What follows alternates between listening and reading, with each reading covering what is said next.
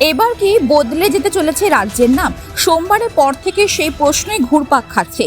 মালয়ালম ভাষায় রাজ্যের উচ্চারণ হয় কেরলম, তবে পিনারাই বিজয়নের সরকার চাইছেন কেরলের নাম কেরলম করা হোক।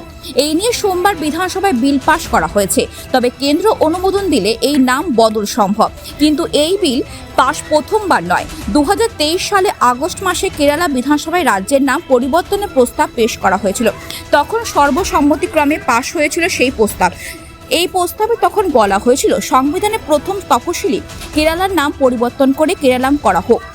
সংবিধানে অষ্টম তপশিলি সব ভাষাতে কেরালার নাম বদলে কেরালাম করার দাবি জানানো হয়। কেন্দ্রীয় সরকারের কাছে এই দাবি জানায় কেরালা সরকার। যদিও কেন্দ্র সেই বিল ফিরিয়ে দিয়েছিল, তবে এই নিয়ে সংসদে উঠেছিল এই প্রসঙ্গ এবং সেই সময় স্বরাষ্ট্র মন্ত্রের প্রতিমন্ত্রী ছিলেন নিত্যানন্দ রায়।